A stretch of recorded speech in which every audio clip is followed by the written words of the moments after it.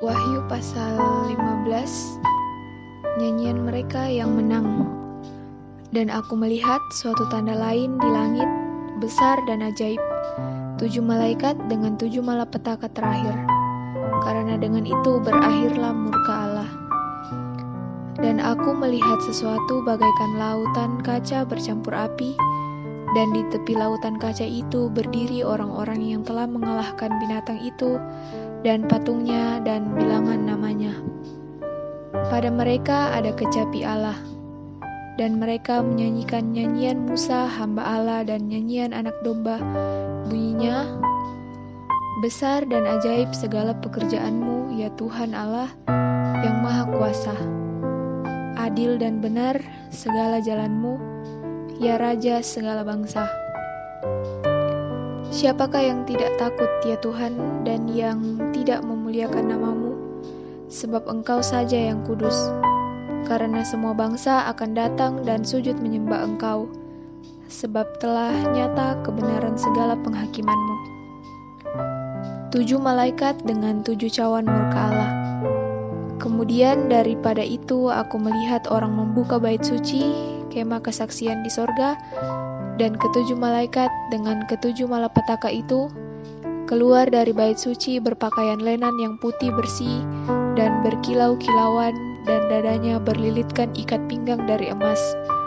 Dan satu dari ke-6 makhluk itu memberikan kepada ke-7 malaikat itu 7 cawan dari emas yang penuh berisi murka Allah, yaitu Allah yang hidup sampai selama-lamanya. Dan bait suci itu dipenuhi asap karena kemuliaan Allah dan karena kuasanya. Dan seorang pun tidak dapat memasuki bait suci itu sebelum berakhir ke-7 malapetaka dari ke-7 malaikat itu. Pasal 16, ke-7 malapetaka.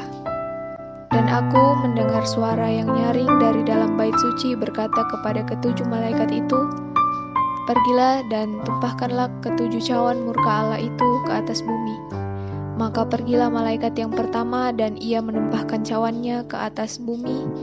Maka timbullah bisul yang jahat dan yang berbahaya pada semua orang yang memakai tanda dari binatang itu dan yang menyembah patungnya. Dan malaikat yang kedua menumpahkan cawannya ke atas laut, maka airnya menjadi darah, seperti darah orang mati, dan matilah segala yang bernyawa yang hidup di dalam laut. Dan malaikat yang ketiga menumpahkan cawannya di atas sungai-sungai dan mata-mata air, dan semuanya menjadi darah. Dan aku mendengar malaikat yang berkuasa atas air itu berkata, "Adil engkau yang ada dan yang sudah ada, Engkau yang kudus, yang telah menjatuhkan hukuman ini. Karena mereka telah menumpahkan darah orang-orang kudus dan para nabi, Engkau telah memberi mereka minum darah. Hal itu wajar bagi mereka." Dan aku mendengar mesbah itu berkata, "Ya Tuhan Allah yang Maha Kuasa, benar dan adil segala penghakiman-Mu." Dan malaikat yang keempat menumpahkan cawannya ke atas matahari, dan kepadanya diberi kuasa untuk menghanguskan manusia dengan api.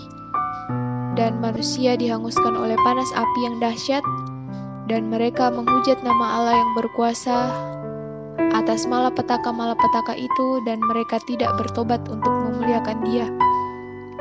Dan malaikat yang kelima menumpahkan cawannya ke atas tahta binatang itu, dan kerajaannya menjadi gelap. Dan mereka menggigit lidah mereka karena kesakitan, dan mereka menghujat Allah yang di sorga karena kesakitan dan karena bisul mereka. Tetapi mereka tidak bertobat dari perbuatan-perbuatan mereka. Dan malaikat yang keenam menumpahkan cawannya ke atas sungai yang besar, sungai Efrat, lalu keringlah airnya, supaya siaplah jalan bagi raja-raja yang datang dari sebelah timur. Dan aku melihat dari mulut naga, dan dari mulut binatang, dan dari mulut nabi palsu itu keluar 3 roh najis yang menyerupai katak. Itulah roh-roh setan yang mengadakan perbuatan-perbuatan ajaib, dan mereka pergi mendapatkan raja-raja di seluruh dunia, untuk mengumpulkan mereka guna peperangan pada hari besar, yaitu hari Allah yang Maha Kuasa. Lihatlah, aku datang seperti pencuri, berbahagialah dia yang berjaga-jaga dan yang memperhatikan pakaiannya, supaya ia jangan berjalan dengan telanjang dan jangan kelihatan kemaluannya.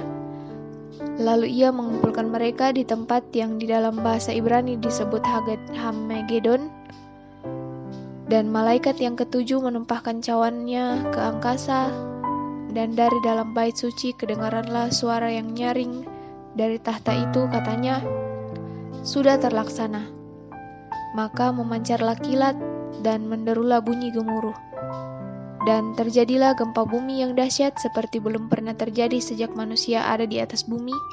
Begitulah hebatnya gempa bumi itu. Lalu terbelahlah kota besar itu menjadi 3 bagian, dan runtuhlah kota-kota bangsa yang tidak mengenal Allah. Maka teringatlah Allah akan Babel yang besar itu, untuk memberikan kepadanya cawan yang penuh dengan anggur kegeraman murkanya. Dan semua pulau hilang lenyap, dan tidak ditemukan lagi gunung-gunung, dan hujan es seberat 100 pon jatuh dari langit menimpa manusia, dan manusia menghujat Allah karena malapetaka hujan es itu, sebab malapetaka itu sangat dahsyat. Pasal 17, Penghakiman atas Babel. Lalu datanglah seorang dari ketujuh malaikat yang membawa ketujuh cawan itu dan berkata kepadaku, "Mari ke sini, aku akan menunjukkan kepadamu putusan atas pelacur besar yang duduk di tempat yang banyak airnya. Dengan dia raja-raja di bumi telah berbuat cabul, dan penghuni-penghuni bumi telah mabuk oleh anggur pencabulannya." Dalam roh aku dibawanya ke padang gurun, dan aku melihat seorang perempuan duduk di atas seekor binatang yang merah ungu, yang penuh tertulis dengan nama-nama hujat. Binatang itu mempunyai 7 kepala dan 10 tanduk. Dan perempuan itu memakai kain ungu dan kain kirmisi yang dihiasi dengan emas, permata dan mutiara, dan di tangannya ada suatu cawan emas penuh dengan segala kekejian dan kenajisan percabulannya. Dan pada dahinya tertulis suatu nama rahasianya, Babel besar, ibu dari wanita-wanita pelacur dan dari kekejian bumi. Dan aku melihat perempuan itu mabuk oleh darah orang-orang kudus dan darah-darah saksi-saksi Yesus. Dan ketika aku melihatnya, aku sangat heran. Lalu kata malaikat itu kepadaku, "Mengapa engkau heran? Aku akan mengatakan kepadamu rahasia perempuan itu dan rahasia binatang yang memikulnya. Binatang yang berkepala 7 dan bertanduk 10 itu. Adapun binatang yang telah kau lihat itu telah ada namun tidak ada. Ia akan muncul dari jurang maut, dan ia menuju kepada kebinasaan. Dan mereka yang diam di bumi, yaitu mereka yang tidak tertulis dalam kitab kehidupan sejak dunia dijadikan."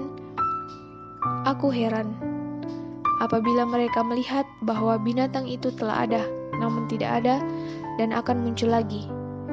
Yang penting di sini ialah akal yang mengandung hikmat. Ketujuh kepala itu adalah 7 gunung, yang di atasnya perempuan itu duduk. Ketujuhnya adalah juga 7 raja. 5 di antaranya sudah jatuh, yang 1 ada dan yang lain belum datang.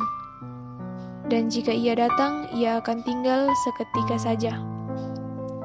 Dan binatang yang pernah ada dan yang sekarang tidak ada itu, ia sendiri adalah raja ke-8, dan namun demikian 1 dari ke-7 itu, dan ia menuju kepada kebinasaan. Dan ke-10 tanduk yang telah kau lihat itu adalah ke-10 raja yang belum mulai memerintah, tetapi 1 jam lamanya mereka akan menerima kuasa sebagai raja bersama-sama dengan binatang itu. Mereka seia sekata, kekuatan dan kekuasaan mereka berikan kepada binatang itu. Mereka akan berperang melawan anak domba, tetapi anak domba akan mengalahkan mereka, karena ia adalah Tuhan di atas segala tuan dan raja di atas segala raja. Mereka bersama-sama dengan dia juga akan menang, yaitu mereka yang terpanggil, yang telah dipilih, dan yang setia. Lalu ia berkata kepadaku, "Semua air yang telah kau lihat di mana wanita pelacur itu duduk adalah bangsa-bangsa dan rakyat banyak dan kaum dan bahasa. Dan ke-10 tanduk yang telah kau lihat itu, serta binatang itu akan membenci pelacur itu, dan mereka akan membuat dia menjadi sunyi dan telanjang. Dan mereka akan memakan dagingnya dan membakarnya dengan api. Sebab Allah telah menerangi hati mereka untuk melakukan kehendak-Nya dengan seia sekata dan untuk memberikan pemerintahan mereka kepada binatang itu, sampai segala firman Allah telah digenapi. Dan perempuan yang telah kau lihat itu adalah kota besar yang memerintah atas raja-raja di bumi. Amin.